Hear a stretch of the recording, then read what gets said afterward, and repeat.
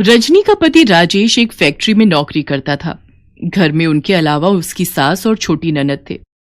रजनी, मेरा रोटी का डिब्बा दे दो, मुझे आज फैक्ट्री जल्दी पहुंचना है। आज मालिक ने बड़ी नई मशीनें मंगवाई हैं, तो सबको जल्दी आने के लिए कहा है। राजेश बेटा, सुमन के लिए पंडित जी एक रिश्ता बता गए थे। मैं सोच रही हूँ बात कर लेते हैं। ठीक है माँ, इस सोमवार मेरी छुट्टी है, लड़के वालों को घर बुला लेंगे। क्यों रजनी, तुम बताओ। हाँ ठीक रहेगा, मैं घर पर ही कुछ अच्छा खाने का बना लूंगी। ये बढ़िया बात है। अच्छा, मैं चलता हूं। राजेश और रजनी दोनों में आपसी समझ बहुत थी। इसी कारण वो दोनों अपने परिवार को भले ही कम रुपयों में पर अच्छे से चला रहे थे। सुमन को लड़के वाले देखने आ जाते हैं। उन्हें सुमन पसंद आ जाती है और 6 महीने बाद की तारीख सुमन की शादी की पक्की हो जाती है। रजनी, सुमन की शादी के लिए पैसे भी जोड़ने पड़ेंगे। हमारे पास 6 महीने का समय है। चिंता मत करो, सब हो जाएगा। मेरी शादी की सोने की चेन और चूड़ियां मैं सुमन को दे दूंगी, जेवर का काम हो जाएगा। बाकी तो अभी समय है, हम शादी के लिए जोड़ लेंगे। सुमन, तेरी रजनी भाभी सचमुच कितनी अच्छी है। हाँ माँ, मैं भी यही देख रही हूँ। वो हम सब के बारे में कितना सोचती हैं। सब कुछ ठीक चल रहा था, पर कहते हैं ना, खुशियां और परेशानियां दोनों बिना दस्तक दिए आती हैं। एक दिन फैक्ट्री में मशीन पर कपड़ा काटते हुए राजेश का हाथ उसमें आ जाता है। राजेश बुरी तरह जख्मी हो जाता है। देखो रजनी, मैंने राजेश के हाथ के लिए अपनी तरफ से जो भी पैसे देने थे वो दे दिए हैं। बाकी इसका इलाज तुम खुद करवाओ। गलती ये मजदूर खुद करते हैं और भरना हम मालिकों को पड़ता है। पर मालिक, डॉक्टर अभी 2 लाख रुपए और मांग रहे हैं। अरे कितना दूं? 1 लाख रुपए तो मैंने लगा दिए। अब मेरे बस की बात नहीं है, अपने आप करो जैसे मर्जी। फैक्ट्री का मालिक बहुत ही बेईमान निकला। उसने सारी गलती राजेश पर डाल दी।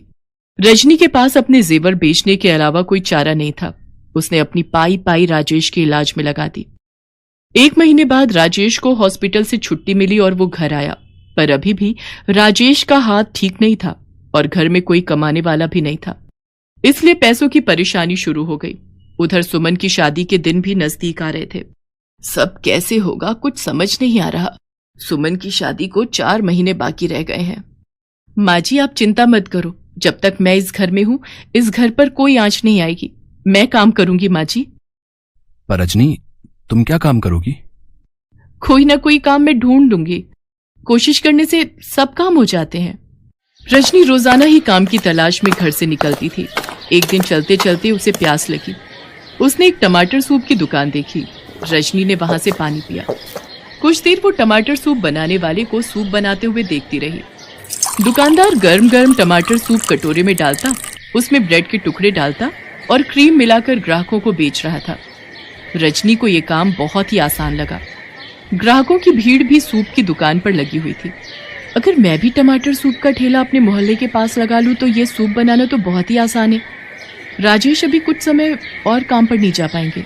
मुझे कुछ तो करना ही होगा, आगे सुमन की शादी भी करनी है। सब बातें सोचती हुई रजनी घर आती है और राजेश से इस बारे में बात करती है। राजेश मान जाता है। रजनी के पास उसका मंगलसूत्र रखा था। पहले तो उसे देखकर रजनी की आंखों में आंसू आ जाते हैं, पर वो मजबूर थी। उसके पास पैसे नहीं थे, इसलिए वो एक सुनार को अपना मंगलसूत्र बेचकर 5,000 रुपए ले आती है। उन रुपयों से रजनी सूप बनाने के सारे बर्तन और सब्जियां खरीद लेती है। राजेश एक व्यक्ति को जानता था जो ठेले किराए पर देता था। अब रजनी को बस सूप बनाना शुरू करना था। रजनी सारी तैयारी के साथ भगवान को याद करके अपना टमाटर सूप का ठेला मोहल्ले में लगा लेती है। धीरे धीरे ग्राहक रजनी के ठेले पर टमाटर सूप पीने आने लगे। शुरू में उसकी कमाई थोड़ी होती थी, पर जैसे जैसे रजनी ने टमाटर सूप और स्वादिष्ट बनाना शुरू किया तो ग्राहक बढ़ने लगे। रजनी बहू, अगले महीने सुमन की शादी है। मैं सोच रही थी कि कुछ खरीदारी शुरू कर देते।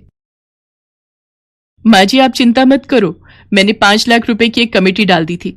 इस महीने मैं वो कमेटी उठा लूंगी, फिर हम आराम से सुमन के लिए जेवर और कपड़े खरीद सकते हैं।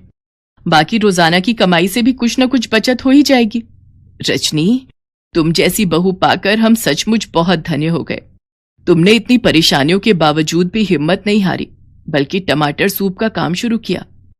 माँ जी, ये तो आपका और भगवान का आशीर्वाद है जो मेरा काम इतना चल पड़ा। अब आप चिंता मत करो, हम बहुत धूमधाम से सुमन की शादी करेंगे। रजनी ने टमाटर सूप घरों में ऑनलाइन डिलीवर करना शुरू कर दिया। धीरे धीरे रजनी की मेहनत से उसका टमाटर सूप का ठेला चल पड़ा। राजेश की तबीयत में सुधार था, वो भी रजनी की मदद करता था और फिर दोनों ने मिलकर अपना सूप का काम और बढ़ा लिया और पैसे जोड़कर सुमन की शादी भी धूमधाम से कर दी।